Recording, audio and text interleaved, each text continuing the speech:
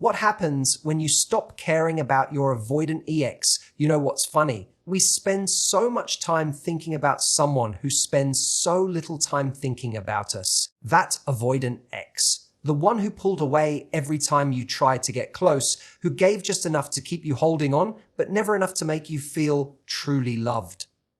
At some point, something changes. You hit a breaking point. Not out of anger, not out of revenge, but out of exhaustion. You stop chasing the version of them that only existed in your imagination. And that's when something powerful happens. You stop caring. I don't mean bitterness. I don't mean pretending not to care while secretly checking their story every night. I mean truly not caring. You no longer make excuses for them. You don't wait for the one day where they'll realize what they lost. You stop trying to decode their mixed signals and silence. And when you stop caring about your avoidant ex, you start caring about yourself again. You start noticing people who show up, who want to be close. You feel peace in the quiet, not anxiety. Your worth stops being tied to someone else's attention. And maybe, just maybe, that avoidant ex notices the shift. But here's the twisting: by the time they do, you're not available in the same way. You're no longer auditioning for their love because you're too busy building a life where love is given freely, not negotiated. You've reclaimed your energy. You've reclaimed your peace.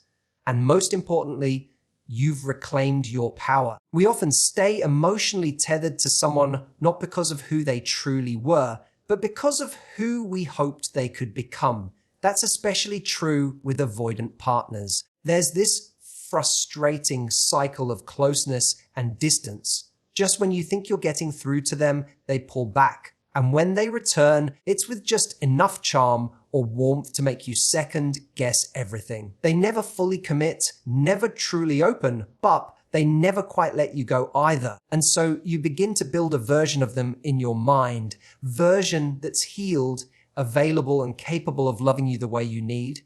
It's a fantasy, not a relationship. When you stop caring about your avoidant ex, what you're really doing is waking up from that fantasy. You stop investing energy into someone's potential and start seeing what's actually in front of you. And the truth often isn't romantic. The truth is usually painful, but clarifying this person was never ready. Not for you, not for the relationship, and maybe not even for themselves. You might remember moments of connection and vulnerability, and they were real, but they weren't sustainable. You can't build a life on almost.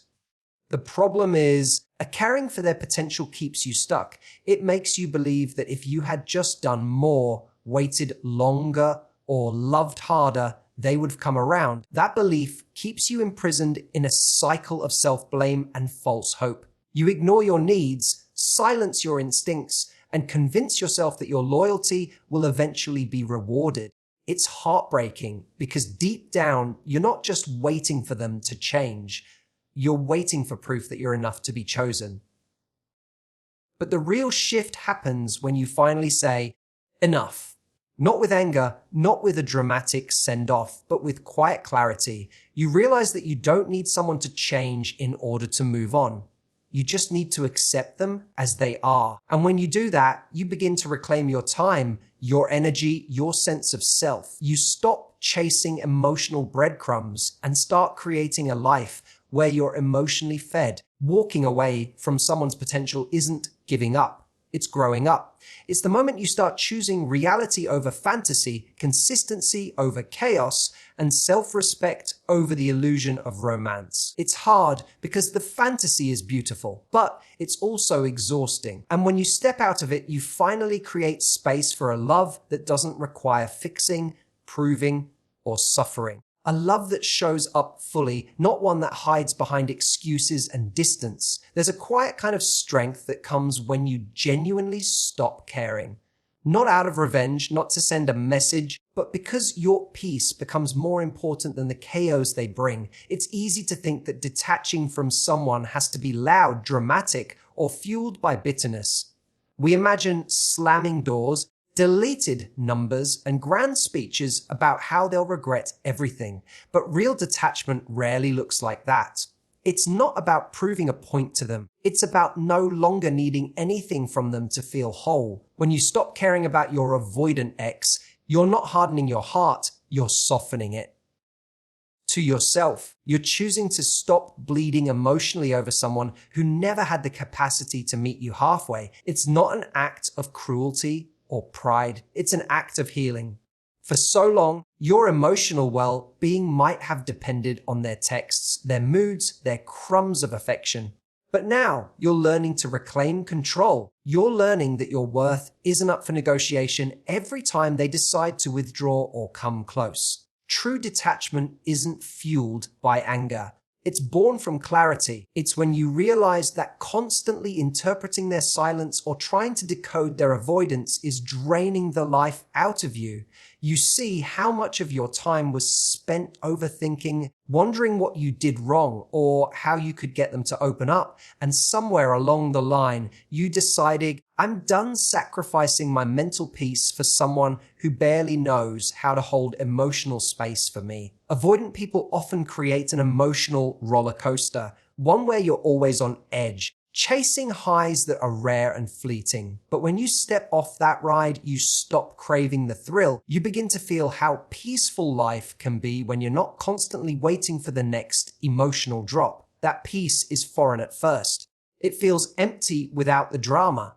But eventually, it becomes your new standard. You no longer confuse unpredictability with passion. You no longer feel pulled toward emotional unavailability just because it feels familiar. You also don't need to explain your detachment. You don't need to post about it, send them a long message, or make them see your worth. The beauty of real peace is that it doesn't need an audience. It's quiet, steady, and internal. It's the moment you realize that protecting your emotional well-being is more important than being understood by someone who was never trying to truly understand you in the first place. Something strange often happens when you finally stop caring about your avoidant ex. They notice. Maybe they start liking your posts again. Maybe they send a "just checking in" text. Maybe they casually reappear in your life with a familiar tone, as if no distance ever exists. And it's confusing because you spent so long trying to get their attention,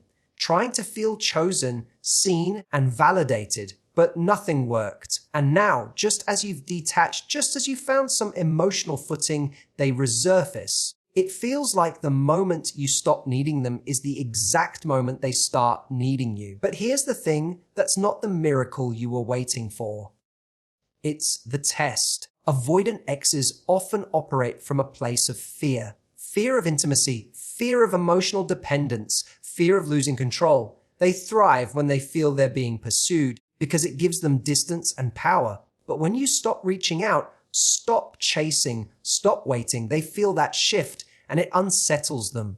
Your energy used to be a safety net, even if they never said it out loud. Now that it's gone, they feel the space you once filled. It's not always love they feel. It's the discomfort of no longer being in control of your attention. This is where your growth is tested, because their return might look like progress. It might feel like everything you wanted a second chance, a sign that they finally see your value. But it's important to ask yourself, what has actually changed? Are they reaching out because they've grown or because your absence made them uncomfortable? Are they ready to offer consistency, or are they simply responding to a shift in power? Avoidant people aren't inherently bad or malicious. Many of them are deeply wounded and emotionally confused. But that doesn't make them healthy partners. What often happens is that they feel a rush of anxiety when someone pulls away, but once they re-engage and feel secure again, they may slip back into avoidance. It becomes a cycle, one you've likely been through more than once. So when they come back, it's tempting to believe that maybe this time will be different. But without real change, it's not. The irony is that by the time they do reach out again, you're likely no longer in the same place. You've begun to find peace in their absence. You're starting to trust your instincts more than your emotions. The version of you that once craved their attention now craves stability, honesty, and mutual effort. Their reappearance no longer feels like a rescue. It feels like a reminder of how far you've come. Just because they finally respond to your silence doesn't mean you owe them your presence. Growth means recognizing the difference between someone missing you and someone being ready for you. One is about them, the other is about us. And sometimes the most powerful thing you can do is keep moving forward. Not because you don't care, but because you finally do about yourself. When you've been attached to someone avoidant for long enough, your understanding of love becomes distorted. You begin to associate love with anxiety, unpredictability, and effort that constantly goes unrewarded. You think of love as something that has to be earned, as if your value is something that needs to be proven rather than naturally accepted. This is what happens when you're stuck in a relationship dynamic that's based on chasing someone who keeps pulling away. It teaches your nervous system to confuse emotional instability with connection. The drama feels like intensity. The distance feels like mystery. The confusion starts to feel normal. But when you stop caring about your avoidant ex, when you create distance and stop pouring your energy into trying to make it work, something inside of you begins to shift. Slowly, you begin to notice the absence of anxiety. You're not bracing for the next mixed signal. You're not anxiously scanning for signs that something is wrong.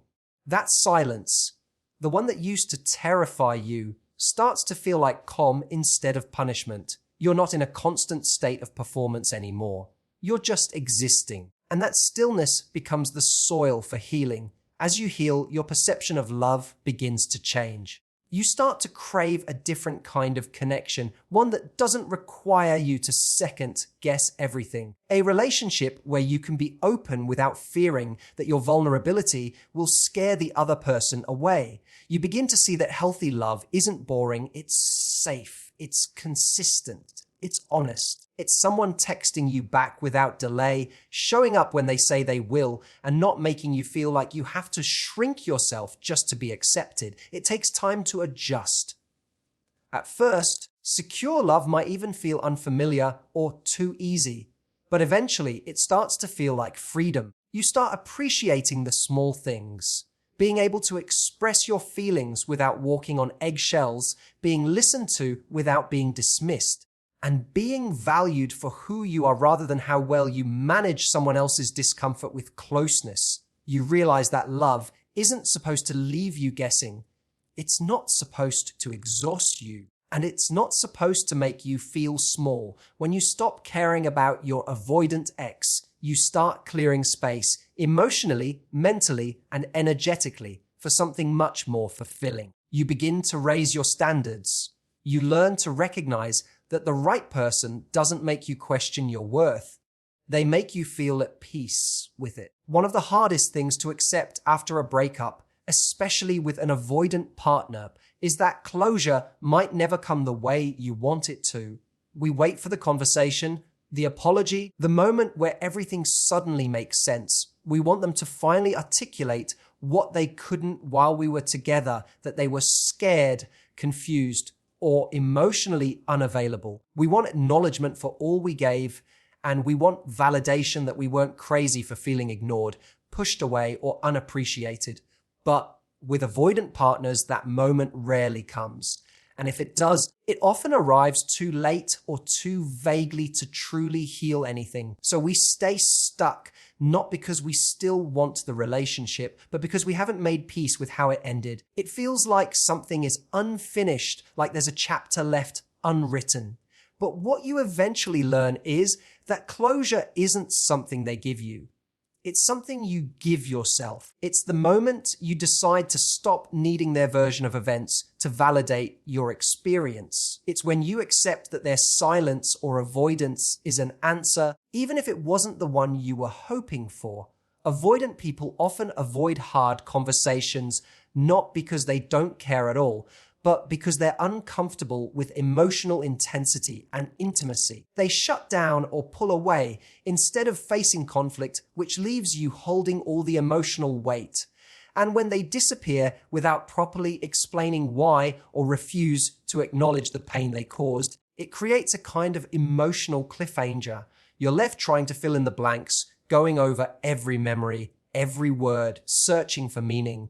But eventually, you reach a point where you stop needing their explanation. You stop needing to understand their behavior in order to move on from it. You realize that understanding them doesn't always lead to healing. You don't need to analyze someone's trauma to justify how they treated you. You don't need to carry the burden of fixing or decoding them. You don't need the perfect goodbye to finally close the door. Real closure happens when you choose to stop waiting for it. It's when you stop rewriting the story to make sense of their inconsistencies. It's when you let yourself feel the pain, the confusion, the anger, and then release it, not because you got an apology, but because you deserve peace more than you deserve answers. It's when you decide that your healing doesn't depend on someone else suddenly becoming emotionally available or self-aware. And when that shift happens, it's liberating. You no longer need a conversation that may never happen. You don't need their permission to move on. You realize that closure was never about their words, it was about your decision.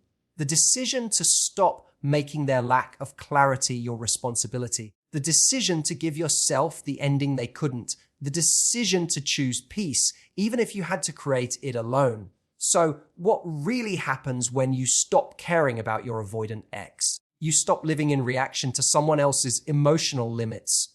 You stop begging for crumbs and start demanding full meals. You stop shrinking yourself to fit someone's comfort zone and start expanding into the space you were always meant to take up. You no longer confuse emotional unavailability with love.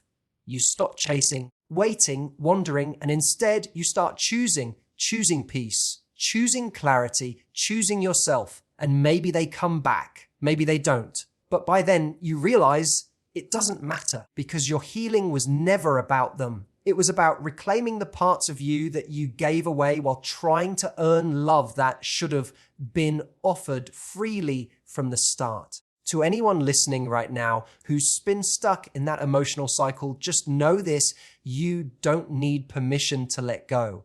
You don't need closure to move on. You don't need to be chosen by them to finally choose you. Thank you for being here, for listening, and for having the courage to face truths that aren't always easy to hear. Healing is rarely pretty, but it's always worth it. And you're not alone on this journey. Take care of your heart. You deserve everything you were trying to give to the wrong person. Thank you. And until next time, keep choosing you.